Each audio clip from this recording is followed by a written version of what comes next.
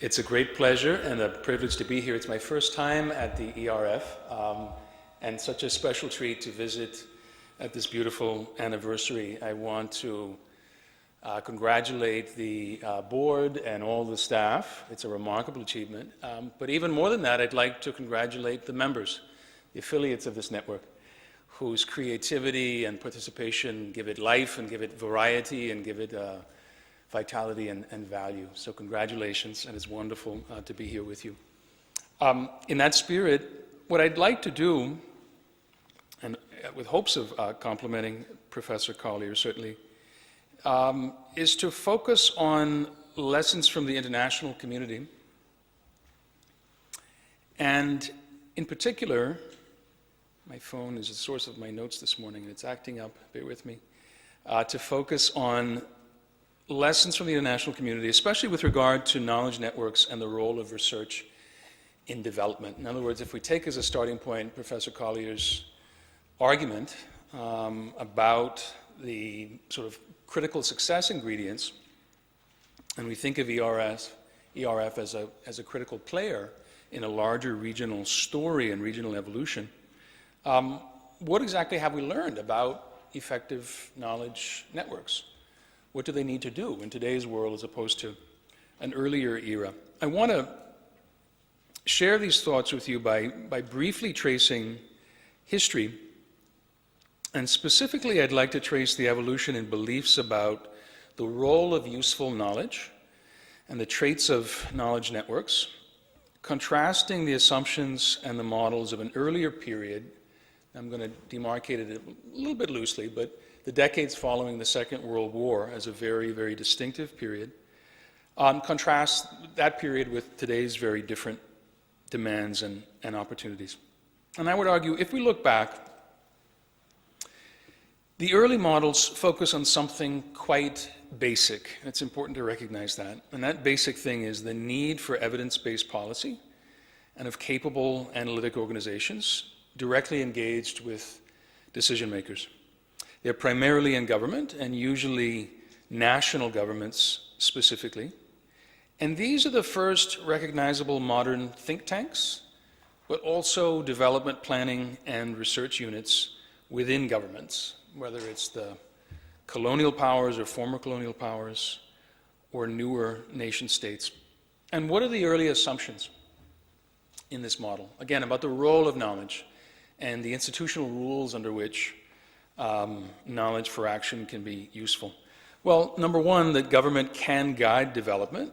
And yes, Paul, at the time it was typically thought through master plans or grand plans, for example, for modernization of infrastructure and industry, as we know.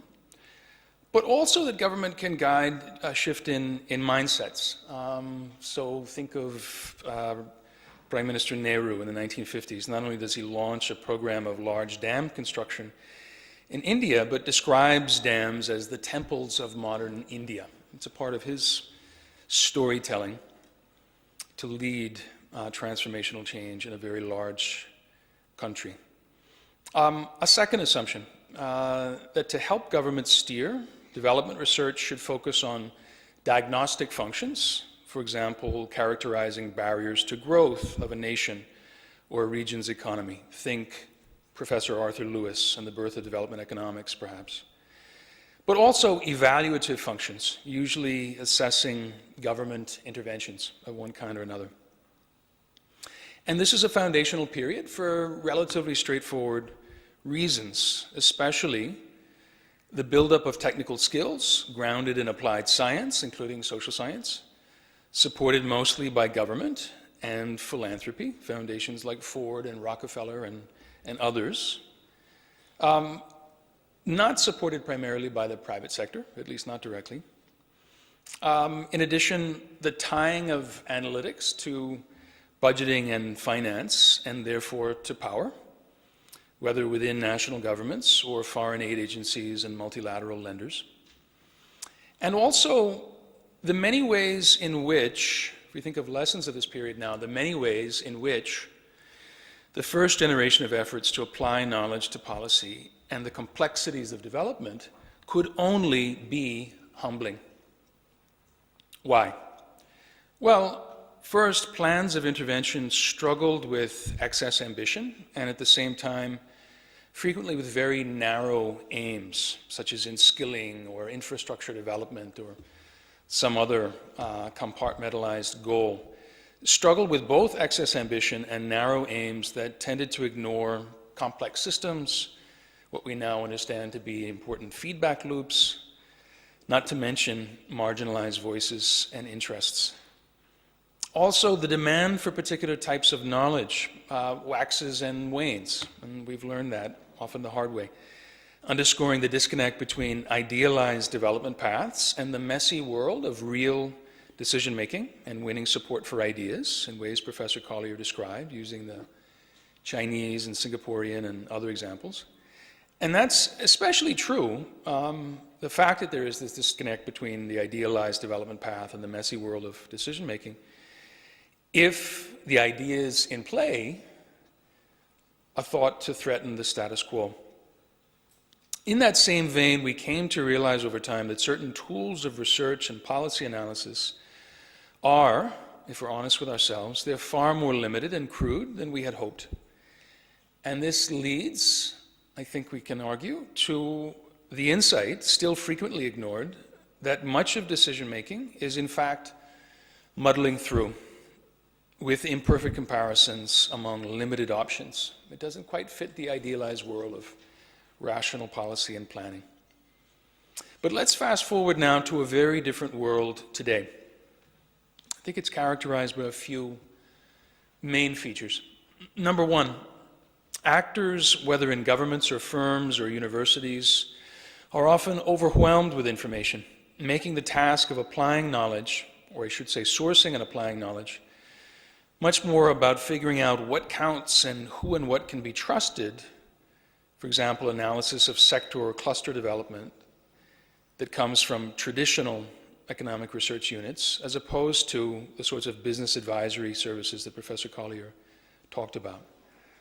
Number two, much important change is understood to require collaboration or partnership, of course, making the most transformational relationships those that are more open source and shareable and two-way, less about the infallible analysts providing enlightenment to a single agency or decision-making authority in a one-way exchange of knowledge.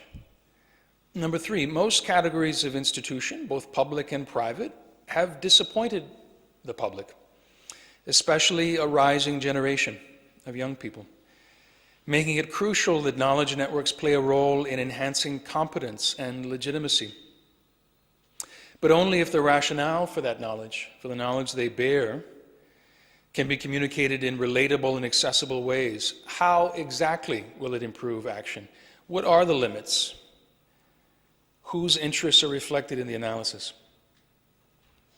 Number four, learning and adapting requires, as Professor Collier argued, requires experimentation, which in turn demands that economists and other analysts, with greater humility now, embed up close in the messy, the nonlinear work of identifying problems, understanding solutions as fluid, as open to interpretation and change over time, adaptation, and as struggling with core challenges like which measures of success matter, when, and why. For example, in a program aiming to create quality employment and enhance the productivity of SMEs, let's say, through infrastructure investments, or to reconcile the very different incentives and priorities that tend to drive decision makers in industry clusters versus those leading academic departments. Now, I've only sketched the job description, if you will, of effective knowledge networks in a world of uncertainty and complexity and more adaptive change and learning than the world I described decades ago.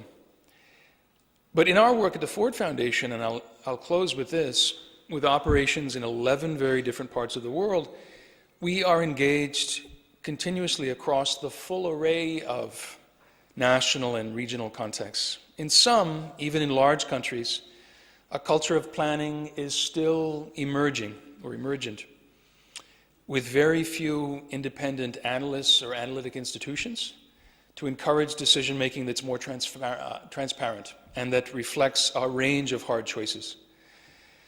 Indonesia is a good example, one in which I've worked quite a bit over the last 5 years.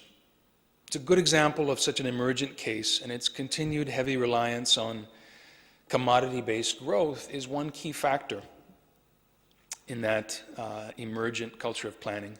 Still very emergent, still very limited in some ways. At the other extreme, at least by some measures, in the US, think tanks and university-based policy centers abound. Communication savvy along the lines of what Professor Collier talked about, it has grown tremendously. And it's focused increasingly, yes, on the importance of narratives as carriers of both facts and values. The market is saturated with competing advisory firms and products, and the strains of the digital age have quickly put a spotlight on the issues of what kinds of knowledge can be trusted, what motives underlie claims to offer authoritative knowledge.